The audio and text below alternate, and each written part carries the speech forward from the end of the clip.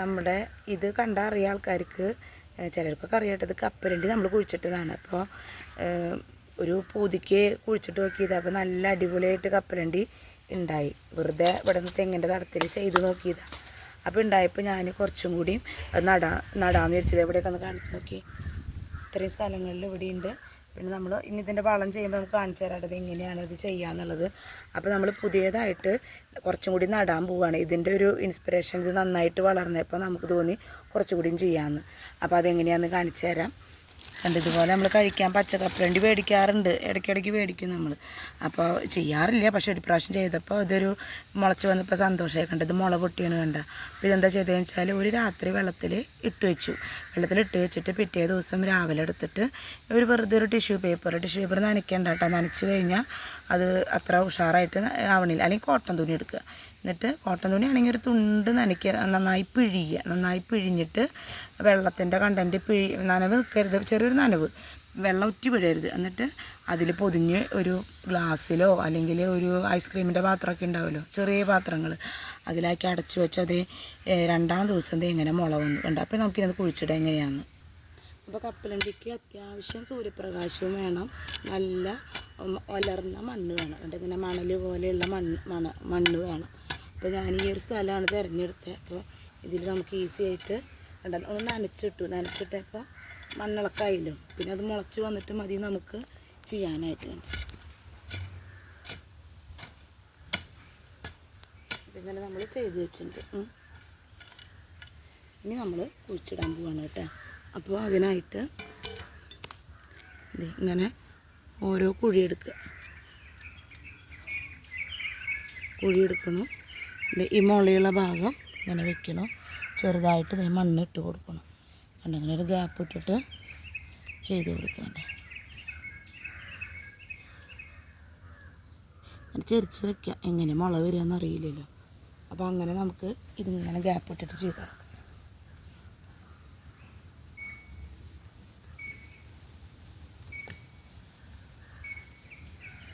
ഇത് മുളച്ച കപ്പലണ്ടി തിന്നാൻ നല്ല ടേസ്റ്റാട്ടാ. അപ്പോൾ ഇടയ്ക്ക് പച്ച കപ്പലണ്ടി കഴിക്കണമൊക്കെ നല്ലതാണ്. ഞാൻ എൻ്റെ വീഡിയോ മുമ്പ് കണ്ടിട്ടുള്ളവർക്കറിയാം. ഈ പയർ ചെടി കണ്ടുവോ? തൊട്ടപ്പുറത്തായി നോക്കി, പയർ നോക്കി കണ്ടോ.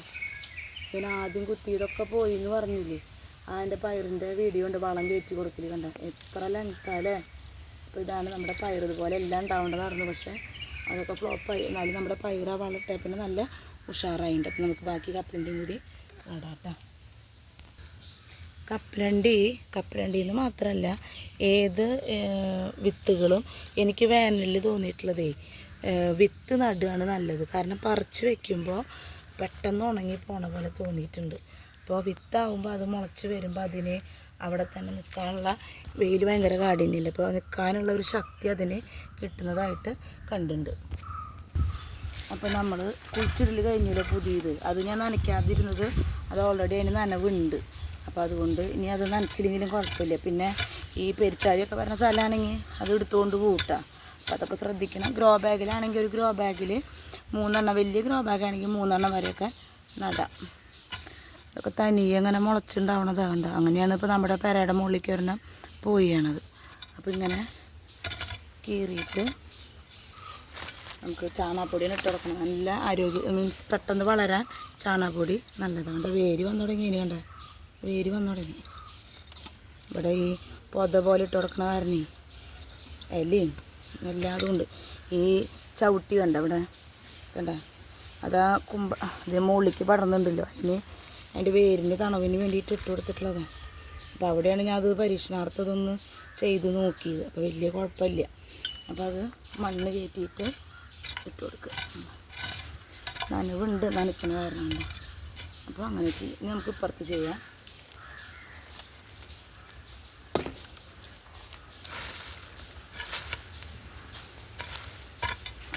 നല്ല വളർന്ന മണ്ണാവണം. അപ്പോൾ വളർന്ന മണ്ണാകുമ്പോൾ ഇതിൻ്റെ കിടക്കുന്നത് പറിച്ച് കളയും കേട്ടോ. ഞാൻ അതിനും കൂടി ബുദ്ധിമുട്ടാക്കും. അത് ഇങ്ങനെ ഇട്ട് കൊടുക്കുക. ഇത് നമുക്ക് മൂടാം.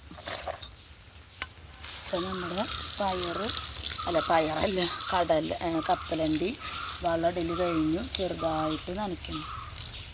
അധികം കുത്തി കഴിഞ്ഞാൽ പോവും, ഇത് ഒടിഞ്ഞു പോവും. ഇനി ഇത് എവിടെയും കൂടി ഉണ്ട് കുറച്ചല്ലേ. ഇതാണ് നമ്മുടെ ആദ്യത്തെ ട്രിപ്പിൽ നമ്മൾ നട്ടത്.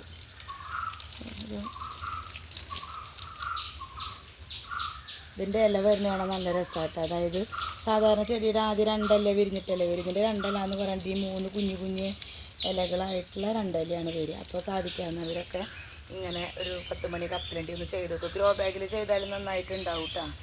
നല്ല രസമായിട്ട് അതിൻ്റെ കടക്കിൽ നമ്മൾ ഈ തമിഴ്നാട്ടിലൊക്കെ പോയി കാണുന്ന പോലെ ഒരു കവറിങ്ങോട് കൂടി കപ്പലണ്ടി കിട്ടുമല്ലോ, അത് വറുത്ത് കഴിക്കാം, അല്ലെങ്കിൽ ഇത് വറക്കാം. പിന്നെ ഇതിങ്ങനെ ഉണ്ടായി കാണുമ്പോൾ നമുക്കൊരു സന്തോഷമല്ലേ. അപ്പോൾ സബ്സ്ക്രൈബ് ചെയ്ത് കാണാൻ മറക്കരുത്. നിങ്ങളുടെ അഭിപ്രായങ്ങളും കമൻറ്റ് ചെയ്യണം കേട്ടോ. ഓക്കെ.